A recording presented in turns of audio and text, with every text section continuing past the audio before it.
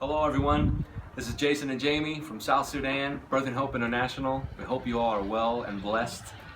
Today we wanted to do a video to share with you more of our hearts for our house. I think you've probably heard us mention that in some of our posts, and some of you have heard us mention that face to face. A few of you have been privileged to actually experience that with us for a 9-month period where we did our house in the USA. Well, when we say our house, what we mean is literally all of our house. Those who call upon the name of the Lord and those who want to. It's our desire, God's put it in our hearts, to open up our home as a place of ministry, to not just have classroom time, but rather that we would live out our faith as a mother and father, so to speak. That we would show other people what it means to be the church, what it means to live out the good news, and to do that in a way that multiplies us and other people's lives. So we want to follow Jesus so closely that we can give away all that He's given to us in an environment of family where people feel safe to grow from wherever they're at, whether they're babies or whether they're just on the verge of becoming mothers and fathers themselves. And Jamie has more to share about that. So Jason said it really well. Our house is intentional, relational discipleship. It's a discipleship school in the context of family set in a home. It's people living their everyday lives together. And as followers of Christ, that looks like praying together, eating together, working together, going to the market together. It looks like crying together sometimes. It looks like sharing our hopes and our dreams and our struggles and our fears. It also looks like strategic times of teaching, specific opportunities to teach and to learn what it means to live the naturally supernatural life that Jesus modeled for us. It's not just this little community that works at being better themselves so that everyone in the house is happy, but it's set on purpose. People who desire to grow in their relationship with Christ and to grow in their love for one another and to grow in their love for those outside, to have an inward change, an inward transformation that is profound, which Jesus promised us that inward transformation would touch the outside world.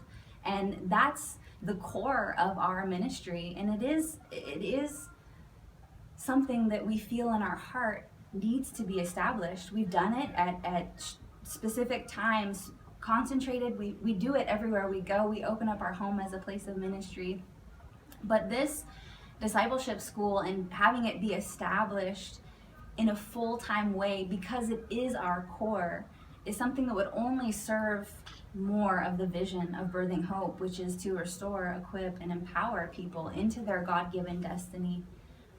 That's what our house is. That's what we're talking about when we share this vision, and sensing God in all of this, continuing to watch Him refine what we've been doing in Africa over the years, and just watching that develop and being on that journey.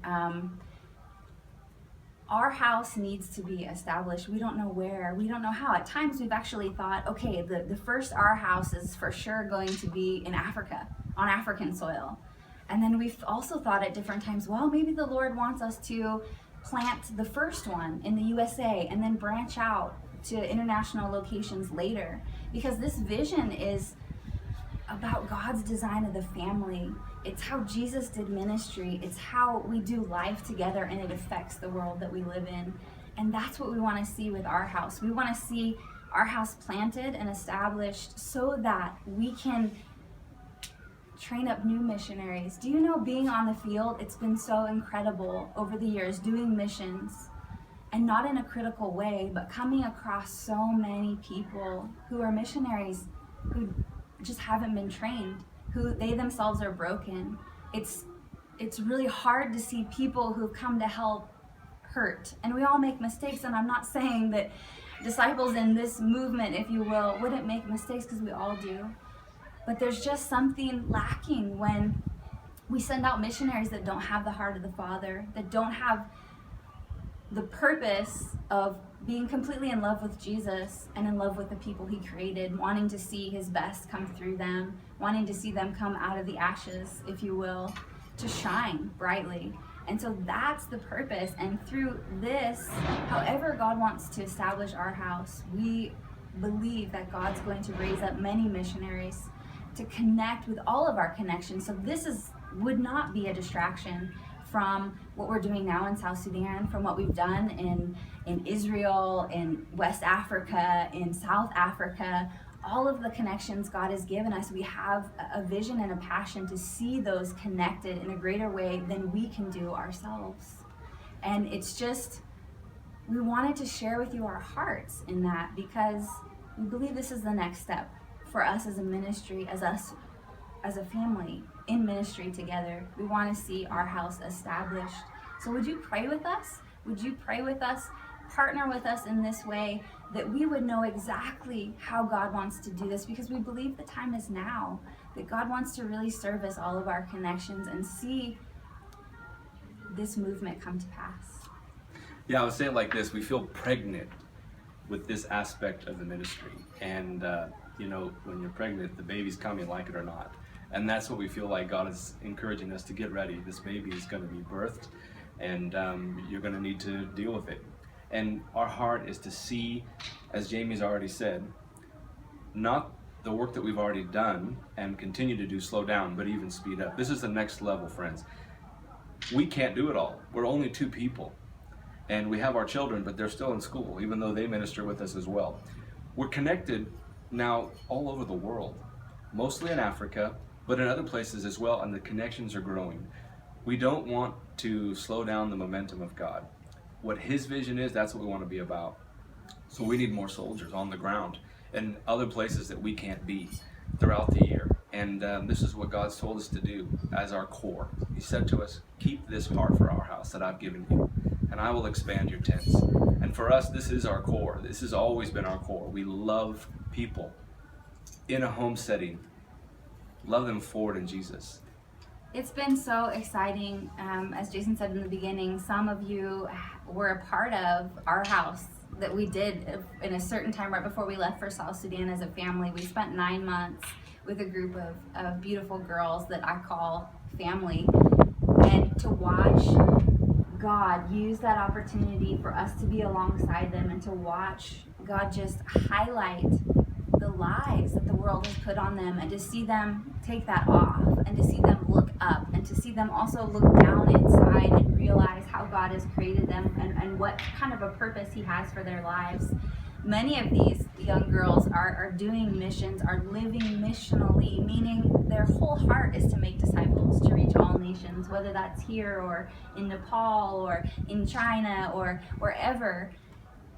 And just that experience, and that is what we're after, is our house that creates disciples who make disciples, because it's all about Jesus, and it's about doing missions the way He does it, the way that He lined out for us. Yeah, we're so excited to share with you our hearts. Thank you for listening today. We actually have some videos we'll kind of clip in, I hope, of the children and their experience with our house, because our children are such a big part of this ministry and this vision. They have a heart to see it come to pass, and to see our house fill with young men and women and families. So it's a family affair, and we're excited for you to hear them. Thanks for listening to us today. We love you guys. God bless. God bless. So our house to me is family. It's a place where everyone comes together and we're at home with each other, even though we're not from the same family. We have different backgrounds, that we can all come together and we can be family. And if we have problems, we can work them out, and we still love each other.